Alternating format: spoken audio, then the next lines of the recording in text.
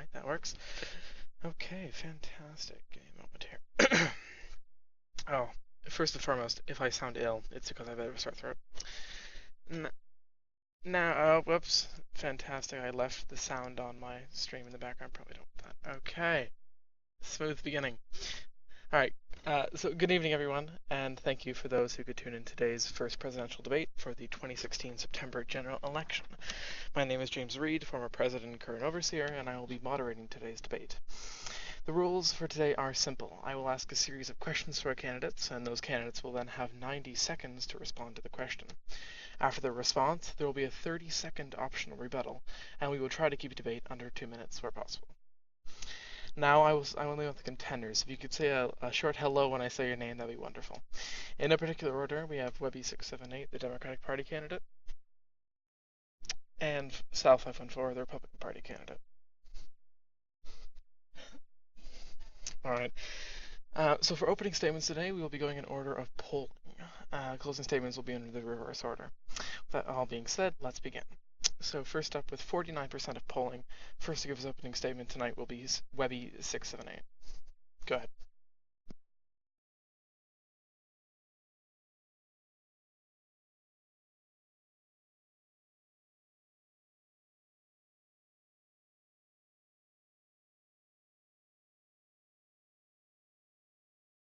Hold on, sorry, I don't mean to pause.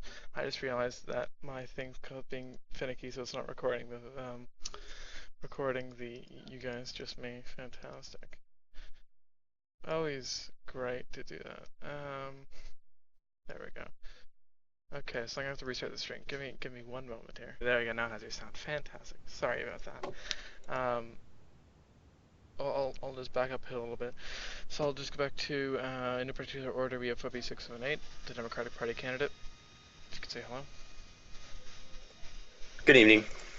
And Sal514, the Republican Party candidate. Hello everyone, it's great to be here. Alright, fantastic. So yeah, once again, sorry about that sound bug. So, with the opening statements, we'll be going in order of polling. Closing statements will be in reverse order. So, with 49% of polling, first to give his opening statement tonight will be Webby678. You have 90 seconds. Go ahead. Good evening. I'm extremely happy to be on the stage with both Mr. Reed and Mr. Sal. One of the things that I look forward to bringing to this group is not only experienced military, but also a re-enlightenment towards how we perform judicially and on our foreign policy, as well as many of our domestic areas which need fixing. And I plan on bringing a new way of thinking that's not just Democrat or conservative, but more to the people and actually for the people. Alright, fantastic. I take it you're finished. So we will now go on to Sal514. You have 90 seconds. Go ahead. Oh, sorry, I forgot to mention. That is with 46% of polling. Go ahead, Sal514.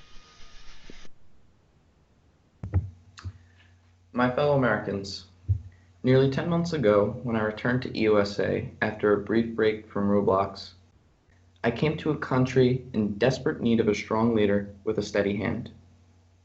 Back then, EUSA was desolate. We were dealt with a non-existent military, empty chambers of Congress, and oftentimes a DC that contained more updates than visitors. Because of this, I decided to run for the Senate on a simple campaign promise: reform, refill, replenish. My fellow Americans, I talk with you today proud of the work that I have completed over those 10 months. Since my time in Congress, we've established and have kept keepings on law passages, we've paved the way for voter registration, and we've kept transparency at the helm of this work. Now, as much as I would love to take all the credit for this exponential success, I believe that belongs to each and every hardworking American who has displayed resilience in times of chaos and solid judgment in times of uncertainty. In order to challenge this still atmosphere, changes must be made, and ineffective procedures have to be repealed and replaced. If I'm given the chance to serve as your next president, it would be my honor to serve such a distinguished country, a country built on the work of our ancestors and powered by the commitment of our present-day generation. I'd ask that you afford me the opportunity to pave the way and establishing a new way forward that included policies geared towards promoting a freer, safer, and stronger United States. God bless those listening, and I look forward to participating in tonight's debate. Thank you. All right, thank you. I should mention at this point, my headset does have a tendency to randomly disconnect, so if I'm speaking and suddenly I go mute, give me a couple of seconds, my headset will reconnect and I'll continue. For those astute listeners, they will notice that 5% was uncounted in that poll, so the extra 5% of polling went to Colton Warren, who did not qualify for tonight's debate. So we will move on to our first question for this evening. To you two, as many of you know, the State Department has seen its struggles over the past few months. As President, how will you work to strengthen our global image and also to employ people in the Department of State? First to answer will be Sal 514. Go ahead, you have 90 seconds. Well, thank you for the question. I'll admit that I haven't had the honor to serve in our State Department, but my experience as it relates to the State Department legislatively qualifies me for this just as much as any other individual on the stage tonight. I'd like to play a short game of cross out. Basically, when questions like this arrive, you pick either one of the candidates on the stage tonight. Firstly, you have Senator Webby, who sat for almost 5 months in the Senate and has only authored 2 bills by himself that don't pertain to foreign affairs. Secondly, you have... All right. My agenda clearly outlines my intentions to arrange state visits with allies to determine whether they're true allies or simply figureheads that past Secretary of States have recruited to serve as dozens of progress. Secondly, launching ambassadors training program, which is always talked about in presidential debates, but never executed. But given my record of fulfilling promises legislatively, I have no doubt that every American can accept my word as firm commitment to the causes that has been acknowledged. Thirdly, beginning to open relations with UN nations will serve as a starting point to getting more international recognition for USA. Many have tried and many have failed, but if there's anything to take from this experience, it is that we keep trying to adopt the Edison mindset when he invented the light bulb. He didn't fail 9,999 times. He simply found 9,999 ways that it didn't work. Thank you. I was going to say, I was trying to push your time a little bit there. So, Webby, I'm not quite sure if you want to rebut now or after you've spoken. I'll do it after I speak. All right. So, do you need the question repeated, or are you all right? No, foreign policy, correct? Yes. How will you be strengthening our global image and also employing people inside of the Department of State? You have 90 seconds. Go ahead. So this is a key issue that I have pushed regardless of my legislative push towards it. I have not only worked with the current Secretary of State, Secretary Duke William, who has brought phenomenal results to this nation and has actually began chipping away at the quote-unquote superpower of Nightingale's USA, something that I will encourage and not only push towards in the future. I'd also like to point out that one of the things we've come up in a joint way to not only bring nations to this group, but push ourselves into a way where we will get the best light and a shining and prosperous hope to us, where we can go out and seek allies and they'd actually like to ally us rather than just waiting for allies to just show up and hope that we actually do something efficient. So one of the major things we are going to try and do is reach out and push the values that we actually believe in rather than just gaining pointless allies. All right, is that all? Yeah, that's all. All right, fantastic. Could I respond to that? Yes, you can go ahead and start your debate. I'll let it go for a little bit, and your free reign begins now. Go ahead. All right, so I just want to point out to everyone listening that basically what Webby just pointed out is what every Democratic presidential candidate has pointed out in several of the previous debates. He says we're going to go out and we're going to talk to a bunch of nations, and he says that the current Secretary of State has done a great job, but I haven't seen any results since since Terrence Walsh left the State Department. I don't. We got recognized by the RNC, but I don't see any progress recently in the Department of State. So I encourage you to listen to Webby's answers fully. They're very generalistic, and I don't see. Try to keep your rebuttals under 30 seconds. Oh, okay. You're running almost a minute All right, now. that's it. All right, Webby, go ahead. I'd like to actually point out that Terrence's main achievement for this department was bringing Duke. Duke was the main reason we secured allies like Germany, like Malaysia. These are actually key nations that began representing or supporting us in the United Nations, something that is actually been in effect for the last 2 or 3 weeks. So really, when you say there's been no achievement, I highly doubt that that's actually true. Well, what nations have we allied since Terrence Walsh left the State Department? Germany, Malaysia. There were a few others. Belgium was a very prominent one that occurred after Terrence left.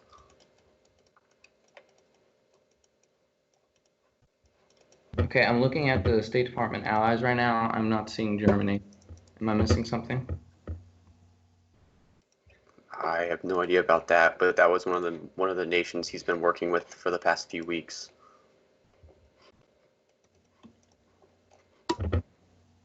All right. Can we move on to the next question? All right, sorry, my hands are down there. I take it this debate's just about finished, so we'll move on to the next question. So the next question is, many presidents have had quarrels with Congress, including myself. As president, how do you plan to ensure that the executive works effectively and keeps an open line with Congress? And first up to answer that question will be Webby678. You have 90 seconds. Go ahead. As I've worked in the Congress, or as in Senate, sorry for my little botched English there, I've actually worked to bring both Republicans and Democrats inside of the Senate and even work across the chambers to push bills that are beneficial both to the United States and to the well-being of our constituents. Something unlike Sal has done, where he has pushed a gridlock agenda and pushed for disformity inside Congress. As president, I will be able to ensure working with Congress will not be an issue under my term, as long as people like Sal, are basically not so much suppressed, but their voices of gridlock are toned out and pushing a agenda that is actually fair and helpful rather than to just benefit a single party. All right, thank you. Now, Sal 514, you have 90 seconds. Go ahead. Well, I disagree that I've stood for partisan gridlock. I mean, I've passed a significant amount of bills in my tenure as a senator and a representative. I've voted in favor of democratic and independent legislation, and I've also voted against that legislation of my own party. So to say that I'm in favor of partisan gridlock, I don't know where you're coming from with that. But I am very friendly, and I am I'm able to communicate well with members of Congress. I'm doing so to this day. And as president, I will continue to run the legislation coordinator, which has certainly been proven to show that it increases the activity of Congress and the production of Congress. All right. Sal, how many bills did you exactly pass? Well, that's actually difficult to say, but From what right I'm now, seeing, it's 3 out of 25. Well, that's why it's difficult to say. Well, most of my bills. 3 out of 25 isn't that hard to say. That's a definitive number. No. Okay. So right now it's 3 out of 25. I passed 5 out of 25. But if you look at the rest of the bills, most of them are in effect right now into the Constitution. We look at this. We look at the Voting Reformation Act, which did not pass, but eventually James Clements implemented that into the Constitution. Now, I wouldn't push at my legislative experience because yours is very slim. You have one bill that did not pass, that pushed for reserve forces for the Army. Now, I'm on this bill right now, and basically it says that you're going to make the FBI director and other department leaders into the Army and to... At the discretion of Congress. This isn't just a unilateral bill that just calls up forces. This was a multi-branch bill that ensures that... So your solution to military inactivity is to let the FBI, MPD, and other agency chiefs... Well, isn't that what happened when reserve forces were called up for support against? That is what happened, and so basically it's the exact same that's thing. what we have to prevent from happening by appointing chiefs of the Army and recruiting more. We have 180 people right now in the Army group. We need to train these people. We can't just be 170 of them aren't trained. Where's that going to get us? 170 of them are trained. Aren't trained. Aren't trained. Okay, well, that's why we can't just disregard 170 people. We have to appoint chiefs of the Army. I don't want to get too much on this topic because this is going to be just in a later question. So we'll bring it up in the military soon. So we'll move on to our third question now. So many people have raised time and time again the concern that both of you are woefully inexperienced for the position of the president. How do you address these concerns, and what do you think sets you out from your competitors? Firstly, will be Sal 514. You have 90 seconds. Go ahead. Yeah, can you repeat the question? Sorry. Sure. So the question is, many people have raised time and time again the concern that both of you are woefully inexperienced for president. How do you address these concerns, and what sets you out from your competitors? Are you good? Yes. All right. You have 90 seconds. Go ahead. Well, I disagree that I've been inexperienced. I've been in this group for a significant amount of time. I know what policies have worked and which policies haven't worked. You can't say that about Webby. I have led a legislative agenda to improve multiple aspects of departments that are in our nation and that are essential for the success of our nation. And I have the judgment and leadership necessary to look over our nation and make sure that we continue to be successful in the future. All right, fantastic. Next will be Webby 678. You have 90 seconds. Go ahead. In my roughly year of time in the USA, I believe it's been, a year in November, something like that. For a majority of that time, I served and thrived as an assistant chief in the Metropolitan Police Department, something that has actually been extremely successful in the past, and something that actually promoted not just vigilance, but also a higher quality of service to the people inside of the district. And it's one of those achievements where, unless you've done it, and you can't just say, oh, I wrote legislation for it, I actually served firsthand and worked to push the experience of my officers and worked with other coordinating departments to ensure that not only the MPD was serving at its highest standards, but whenever we were working with others, they were working at their higher standards too. And that's something I want to bring to the executive office and actually push forward and not just focus on the petty things like not writing bills. I want to focus on expanding our departments and making them better, not just in a way where they're extremely large, but in a way where the people in them may serve in different roles and have specialty in those roles. I believe in the concept of quality over quantity. You can have a few people, but if those few people aren't qualified to do their job or they aren't the best fit, then really what does it mean to have a department like that serving us? And serving in my tenure as a former chairman of the Joint Chiefs of Staff, I not only pushed for higher standard trainings, but I also led in multiple incursions of other groups. And I actually served firsthand on my with my staff to actually implement policies that will actually work in combat. I'll have to cut you off there. You're running over your time. All right. So Sal, if you have a rebuttal, go ahead. Yeah, you just said in the last question that there was 170 untrained From PHL, the Republic of the Philippines. soldiers in the military.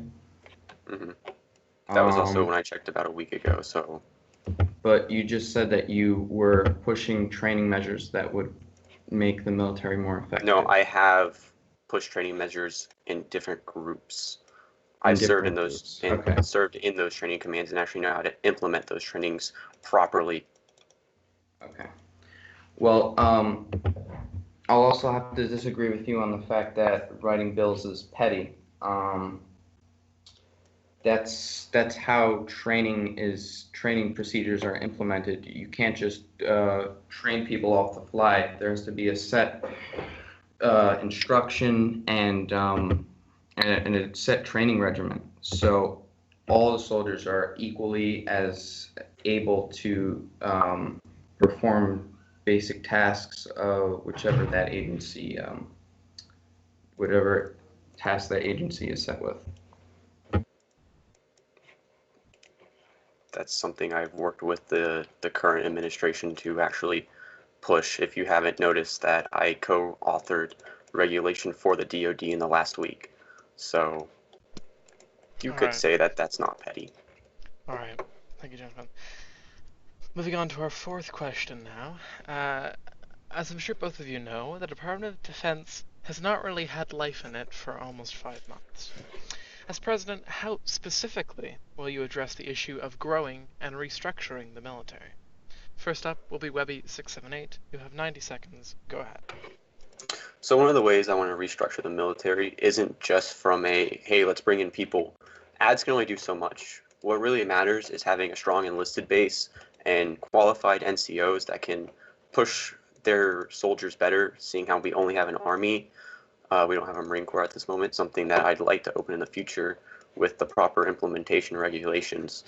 Something that I've done with the Green administration in the last few weeks, as I previously mentioned, is not only work with them to find qualified members for the Army, but push new regulations to actually ensure that training is implemented properly and that we have strong leaders to actually push the DoD forward.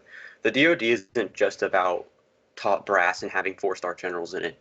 It's about having field grade officers and platoon commanders to actually help implement these things throughout the armed forces, and something that needs to be done. And one of the things I want to focus on, and actually bringing in people who understand the military and how it works properly, that aren't from random groups like we've seen in the past, but are actually from this USA. Because the best way to employ our citizens is to give them opportunity. And right now, the military is one of our best ways to give them those opportunities to become leaders and pursue their aspirations in the future. All right, fantastic. Under the time limit too. Group shout from All right. Hospital. I should really turn off my Roblox notifications. It'll happen one of these days. Next up will be Sal 514. Do you need the question repeated? Just on the military, right? Yes, so as president, how specifically will you address the issue of growing and restructuring the military? You have 90 seconds. Go ahead. Well, I'll try to get as much in as possible, but once I release my policy, you'll be able to read more about how I'll be restructuring the military and who I'm going to be nominating for various commanding positions. But basically, I plan to restructure the military just simply focus on the Army. The Joint Chiefs staff will be removed. It'll just be the Chief of the Army, the Vice Chief of the Army, and they'll decide which generals to promote to train the enlisted base, and there's going to be set training procedures, and it'll be effective to run through scenarios which members in the military would be put in if we ever had to declare war. fantastic. Webby, do you have a rebuttal? No, I just like to point out that, the first quarter of what he just said already happened and was something I've actually achieved in my tenure as a senator, where I co-authored with Mr. Terrence Walsh um, to reform the DoD in a way he's already speaking. So I'm glad he's taking some of my ideas. They weren't So, your ideas. I've been pushing them for a period of time. When I ran in the June presidential race, that was my core idea for the military. Shout So from Robloxian General Hospital.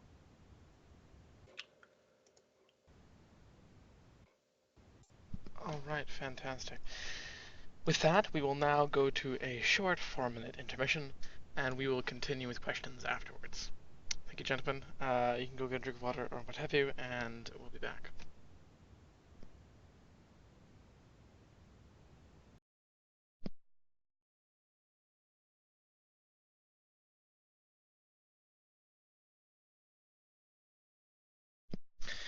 Now, I really should mention at this point, in true, Reed fashion, I have,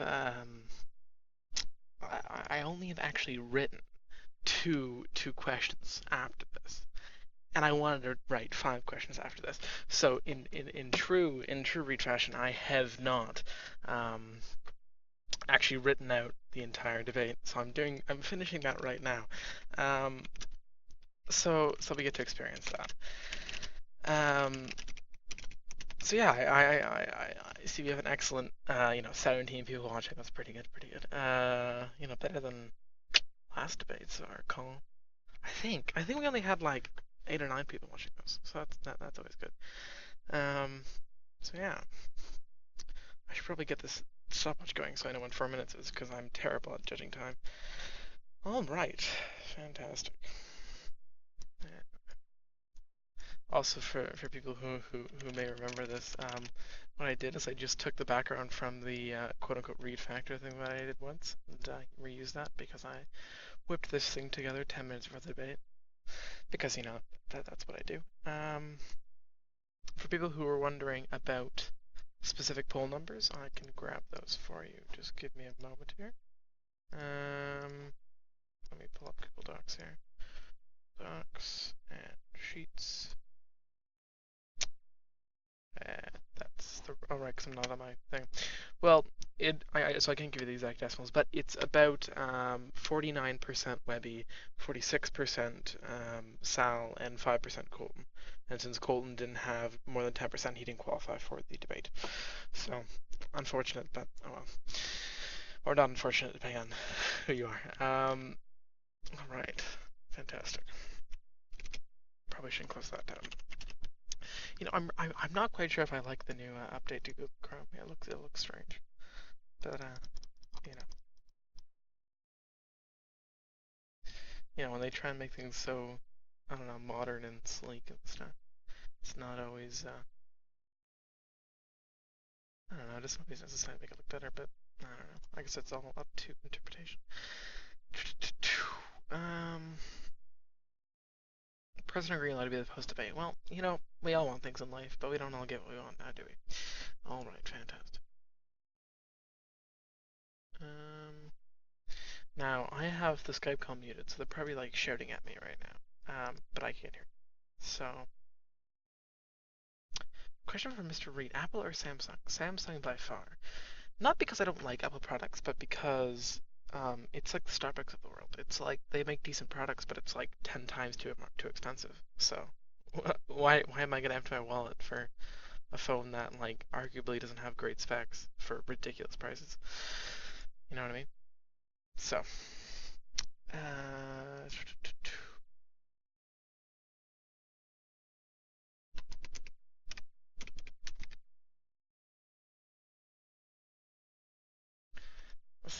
to you, Harambe. Well, isn't that the question we all ask ourselves? Isn't that the question? Um,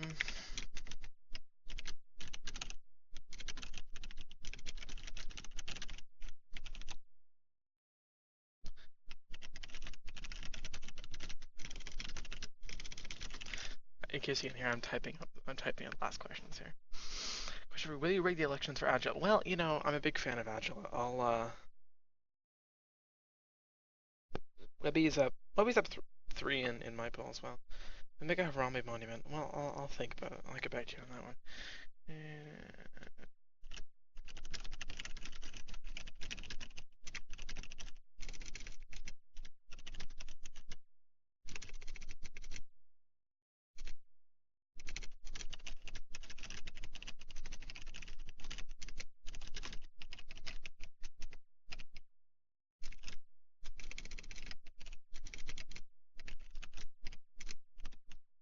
Alright, type to the questions like, oh, fantastic. Activity and police brutality. Well, I think it's funny though because in many ways I'm a wrong person to ask because I don't live in the States, but I think it's funny when you look at the social differences between the U.S. and Canada. Because I know it's of course I'm massively generalizing here from the States, but I know a lot of people don't trust the police and see them as discriminating against a lot of people. But I think it's funny because you go somewhere like Canada and we all respect the police officers and we think of them as like great guys in our community and everything, and girls of course.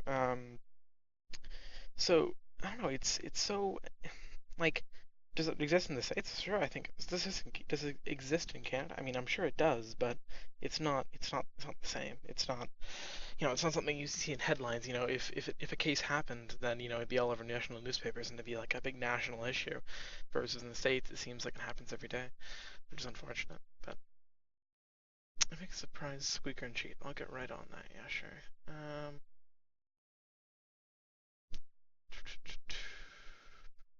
Alright, fantastic. Well, I think that's just about 4 minutes, so we'll get back to like the actual quote-unquote substance. Yeah, we'll get back into that. So I will unmute my mic here so they can hear me. They still can't hear. Okay, I'm just gonna speak to you two to mute your mics. That'd be great. Fantastic. Okay, I need to turn my Skype back on so I can actually hear you. Probably be useful. There we go. Okay. Alright, Webby, if you could mute your mic, that'd be great. Thanks. Or he's dead. Gotcha. Okay. Group shout from Robloxian General Hospital. Oh my, I really need to turn on her voice notifications. Okay. Professionalism. So, with that,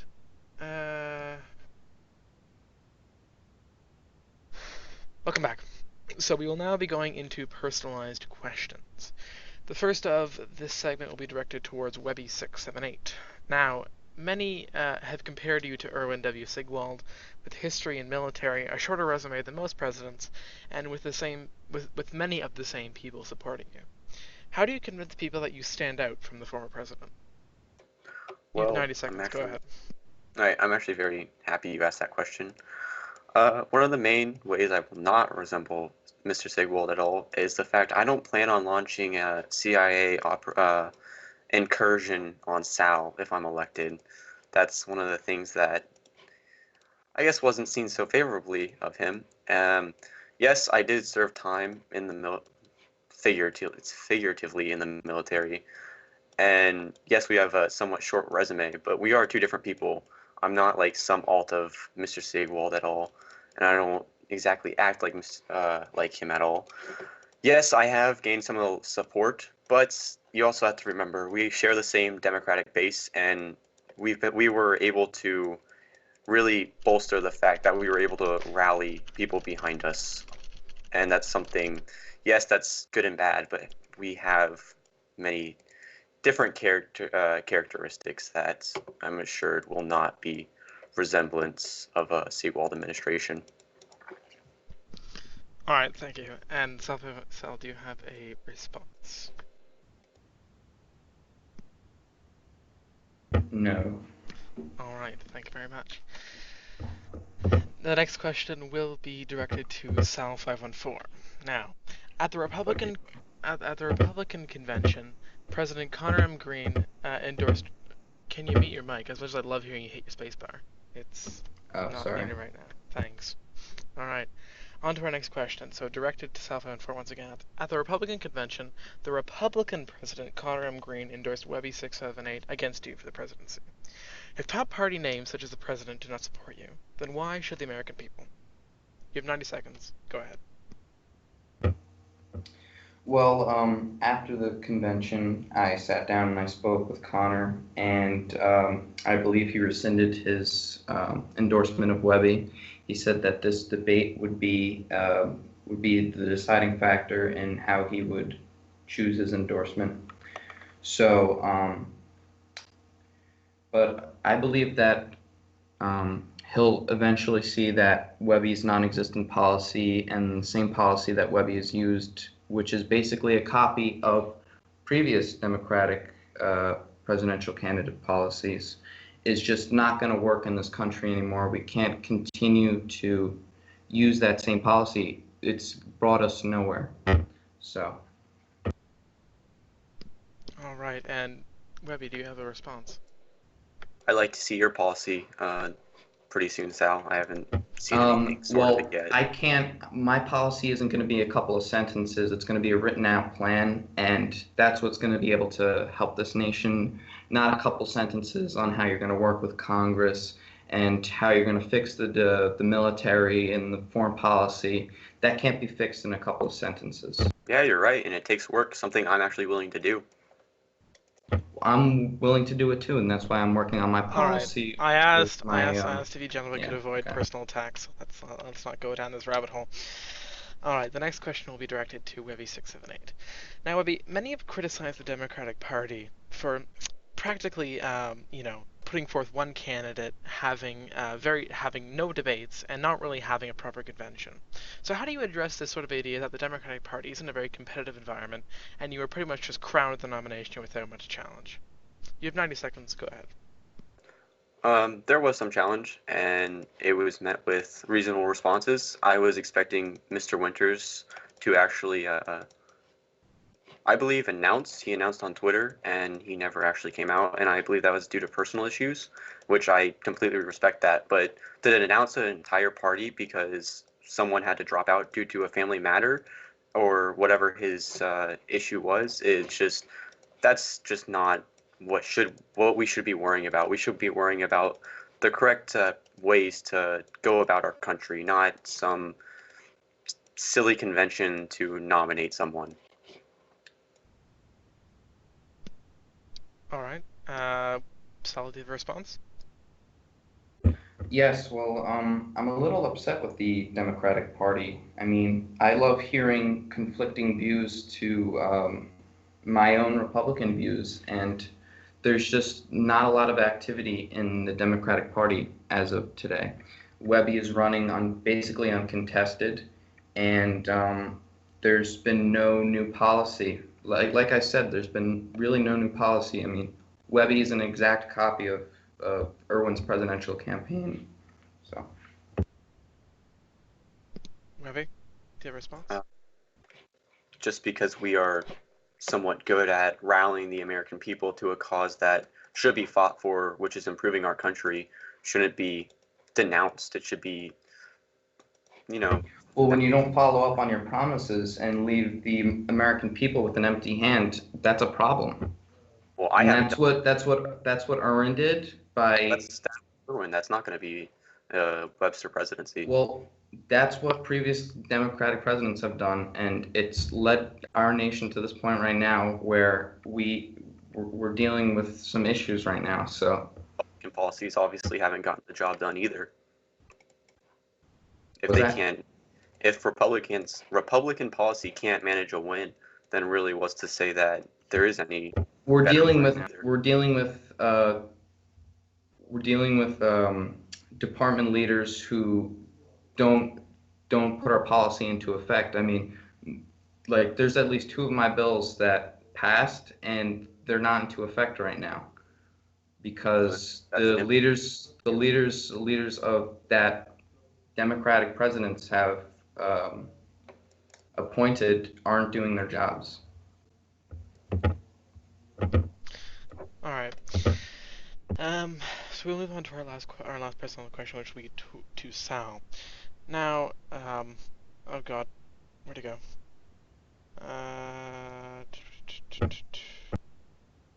Hold on. Oh, good. It didn't save. Not to remember what the question was. I'm terrible at memory.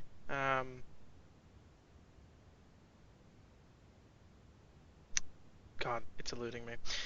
I suppose what I could ask though, in lieu of that, is many were supporting Dr. Gatsby for the nomination, and many thought that he was going to. Oh wait, sorry. Jeez, I remember the question was now. Scratch that. The question is many have criticized you for the fact that you have changed your VP since you signed up for the ballot. Now, how do you address these concerns, and how do you rescue fears that this shows instability in your election campaign? You have 90 seconds. Go ahead.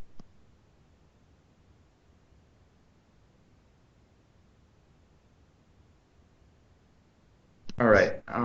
Yeah, I'm here. Sorry about that. Well, after a discussion with some of my staff members and campaign associates, I decided that Rosha was not going to be my running mate, and Trevor was going to fill that position. This was not instability. This was not set up.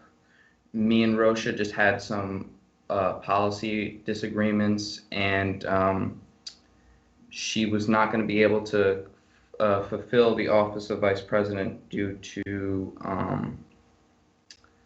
real life obligations. So last night I was forced to change my vice presidential candidate to Trevor Mendoza, who has an excellent career in USA politics and has done a lot for our nation. So I'm confident that he'll do a nice job in running the Senate and being at my side for my presidency. All right. Webby, do you have a response? No, no response. All right. Well, with that, we will now move on to closing statements. Each candidate will be given 2 full minutes to summarize and conclude their content for this evening. We will now begin with Sal 514. So, go ahead. You have a full 120 seconds.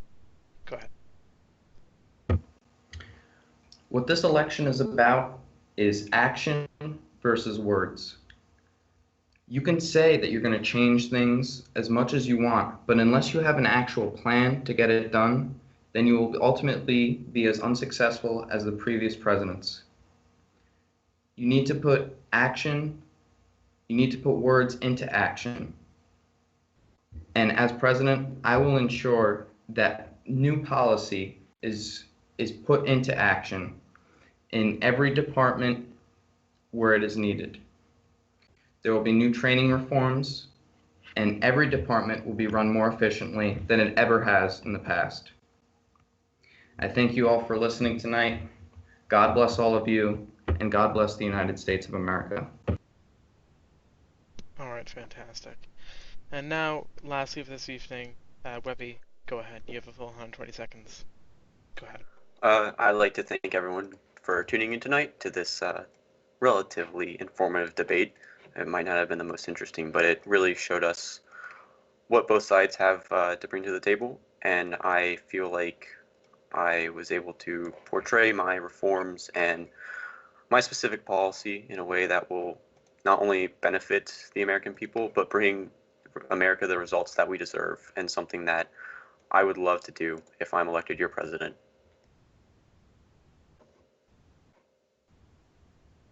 All right. Well, with that, we will now conclude the debate. I thank you once. I thank both the candidates here for speaking, and I thank everyone who's listening to the stream. Stick around. We will be having post debate in a couple minutes. We just have to rearrange things. So we'll have a short intermission here, and back. So once again, thank you everyone for watching. Thank you to the contenders for helping out, and I'll see you at the post debate. All right. Thank you very much.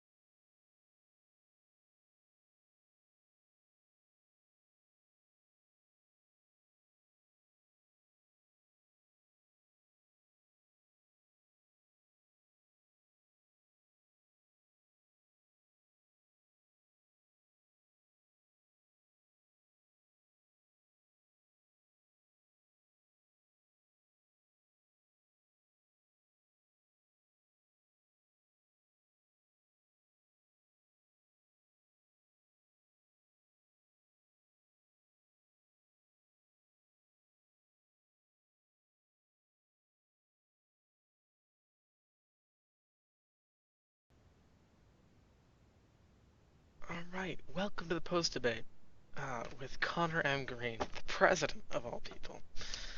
Um, so, I suppose first and foremost, what do you think of the debate?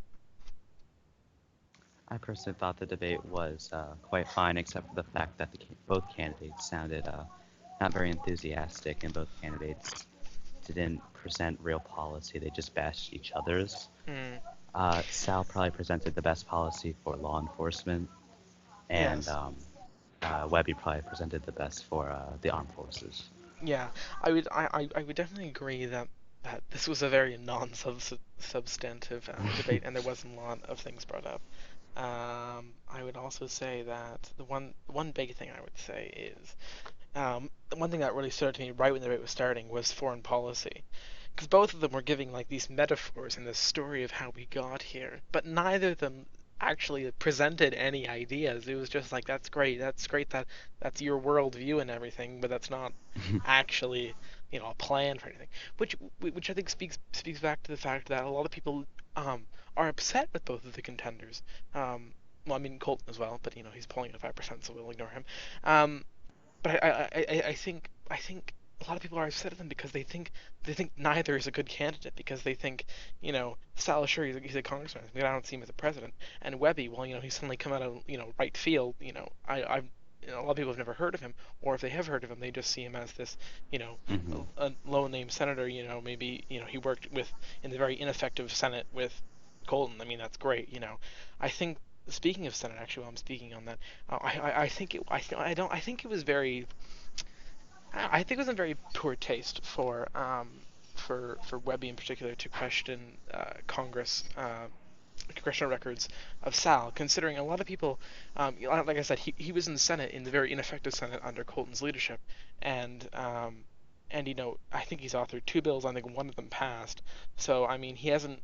I mean, you can say, well, it's a better track record, yeah, but the fact that Sal's gone out and written 25 pieces of legislation is still something to speak for, and I think I think since a lot of people saw Webby as a very do nothing senator, I think it wasn't the best idea to comment that. But I think Sal totally missed an opportunity there, because he just sort of let it slide and didn't really make a good rebuttal. I think neither of them really made good rebuttals. I would say Webby probably did better with rebuttals, but at the same time, like you were saying, it was very personal, and trashing each other rather than presenting ideas of their own. I suppose with that though, who do you think?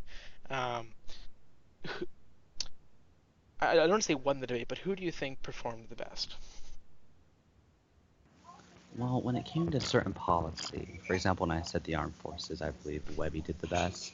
Mm, And for certain and other things, Sal, I believe Sal did really well with defending his record against Webby's, because as we know, Webby's record, despite how people try to defend it, is worse than Sal's, even though Sal only accomplished like 3 legislation out of 25, which was a valid mm. point that Webby made. But the thing is that as I said, I just don't believe any of them won. I honestly think that out of all of them, even Colton would have won, because he wasn't even there. Yeah. Well, I definitely think it was one of the things where it's like, if you weren't sure, I don't think this made up your mind, because it didn't. You know what I mean? Yeah, It didn't yeah, really. that's the thing. Like none of them, like I mean, the people watching were probably like they already knew who they were voting for, but the Mm, undecided probably didn't. Like they still don't even know. So I'm hoping for the next one that they'll be able to decide. yeah, definitely. I think the one big thing that I get though is it's funny, and I suppose this might just be the way I interpret things, but um Sal comes across to me as a much more, um, running forth, charging forward his campaign. He's at the head of it. Versus, I feel like Webby, while definitely being a leader figure and everything, has a lot more going on in the background. If you know what I mean. Like there's a lot more, staff behind him, pushing him forward and helping him with things, than Sal. And I mean, whether or not you think it's a good thing or a bad thing, I mean, in certain extent, I would definitely say good. It's important to have advisors and stuff, but at the same time, it's important, not to turn into that average politician who is doing what the polls are telling them to do, or or having all their staff behind them telling him what to do, telling him what to say, that sort of thing. So I think that's one fear they have with Webby, because he does come across, as Irwin did, as a very status quo establishment typical politician figure, not someone, as my music professor would say, a square white guy who doesn't really stand out.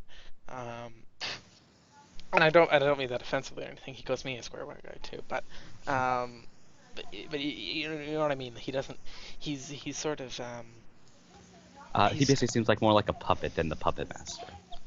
well, perhaps I don't want to use that terminology in particular, but I mean but while he's a leader, I would say he's maybe a weaker leader um than uh, Sal. I'm not saying he'd be a worse president, but I'm saying that he comes across as someone who relies a lot more on the people in his campaign versus Sal's more, I can go out and handle myself. I don't need someone telling me what to do or that sort of thing. Which I mean, you need a certain amount of that in in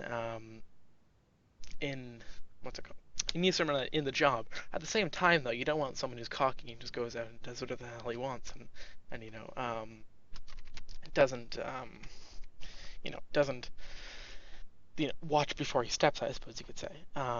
So I think in a way we have Sal, who's very gutsy and spontaneous, and then we have Webby, who's way too you know um, reserved, listen to his staff, does what they say, everything's calculated sort of idea. So I think I feel like that's why a lot of people are frustrated because you have two extremes and there's no one in the middle. You know what I mean? Exactly, and I'll comment on what you just said, but like what you said before, I see Sal as more of a legislator or a presiding officer of the chamber, and then I see Webby as like a armed forces person and not really a legislator or a leader. Yeah, yeah, I definitely get that. And the other thing I do think though is that and well I've known Sal for quite a while. I know he's a very competent legislator and everything. But in my opinion, um, it's funny when I look at Sal and Gatsby. This might not be very relatable for Americans, of course, but it reminds me of the Labour leadership in the UK with Ed Miliband and David Miliband, his brother. Because a lot of people saw David Miliband as the more charismatic, likable guy, and in many ways, I think Gatsby was the more charismatic, likable guy who you'd see in the presidency. Um, because I think while Sal might do more policy and legislation, I think Gatsby could certainly work with people a lot better. So I think that's why a lot of people, including myself, kind of wish Gatsby was more involved. Maybe more involved in the campaign or something, or even won the nomination. Not to trash Sal, of course, but I think that's something that could also bring him down. So I think if he has someone like Gatsby really behind him and helping him out, then that could definitely help Sal a lot. And I think he'd be a fool not to take advantage of that. Um, in many ways, the same way that Webby, I think many of us, I think well, more or less all of us can agree that Leo, his VP, is a lot more popular than Webby. He's a lot more well known. Yes. A lot of people like him. Um, but I think a lot of people don't. When we all love Leo and everything and everything he's done, I think a lot of people don't see him as a president. So it makes sense that he's not the guy on the top of the ticket. But at the same time, you can't be relying too much on your VP to make you popular, right? And I think that's why. I Exactly. definitely think Gatsby made a good decision, but I feel like, not Gatsby, sorry. I think Irwin made a good. Jeez. Uh, Webby, thank you.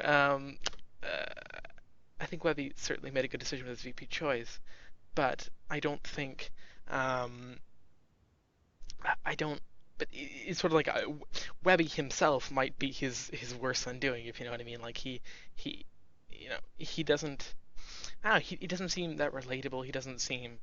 Um, I don't know. He doesn't seem like someone you can sit down and have a chat with, just because of the fact that you have what's it called?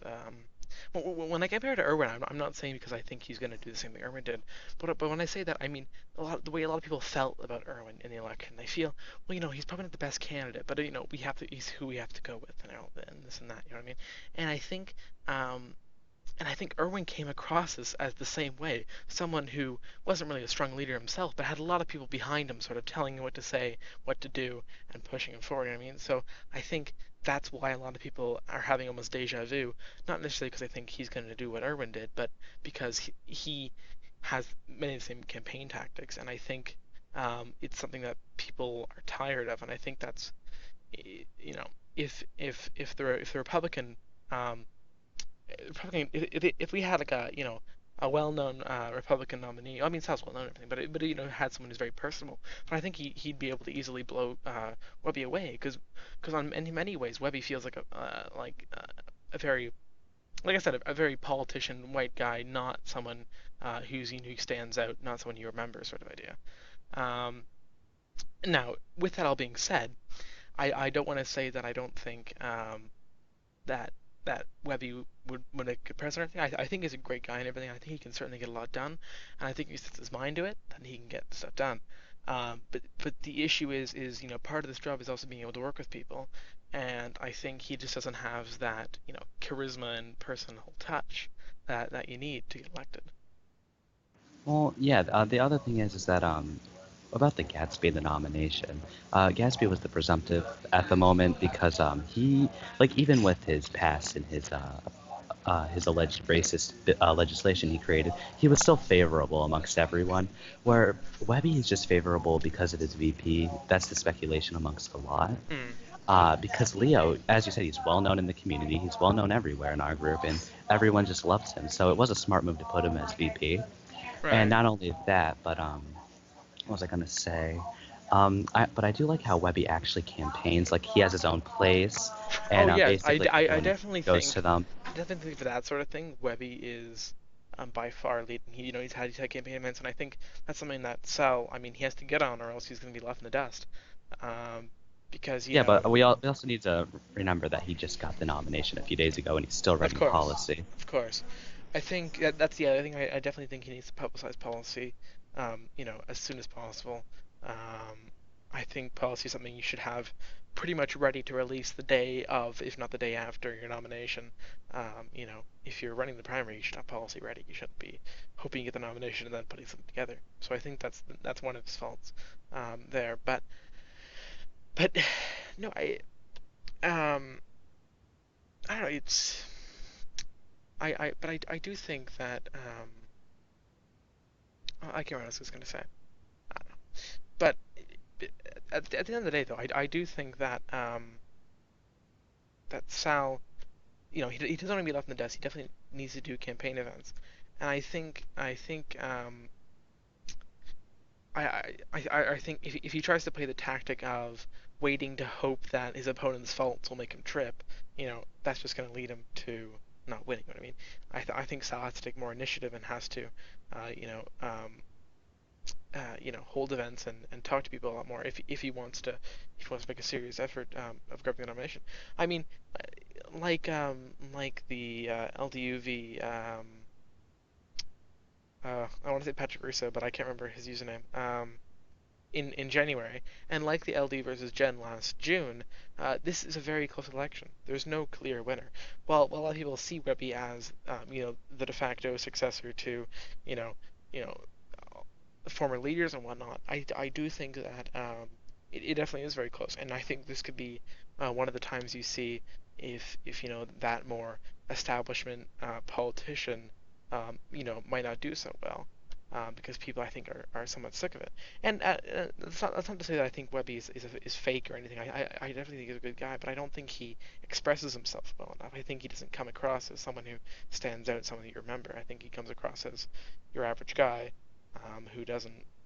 Like more mysterious. Yeah, like I don't know. He's very. I don't know. He doesn't leave an impression on me. And if you're running for president, you have to leave an impression on people. You have to stand there, and you have to be the one who stands out on the debate stage. You have to be the one who, definitively, when people think about president contenders, even if they don't know everyone, they say, "Oh yeah, I know him. I'm gonna vote for him. I support him." Um, or even if you don't support him, it's like, well, I don't support him because I disagree with his policy.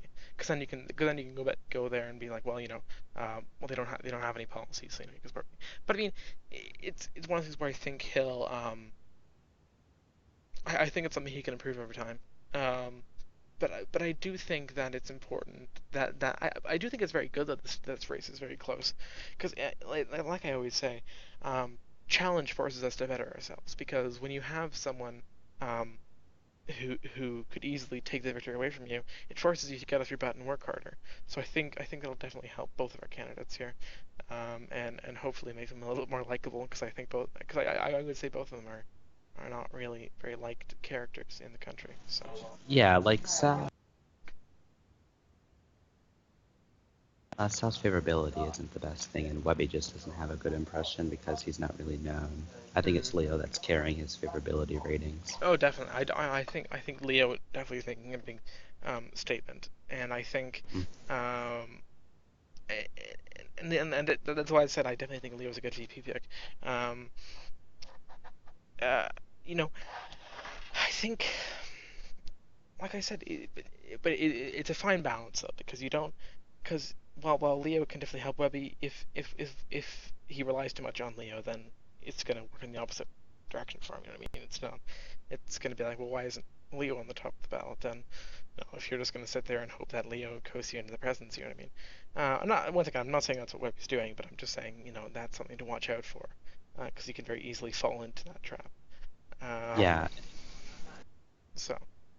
and also going back to where you were saying it was a close election, I believe it will be, especially since Webby had such a head start, because the Republicans didn't nominate anyone until the 12th, and I believe Webby started campaigning, unlike the first maybe, or earlier. Yeah, he received the nomination.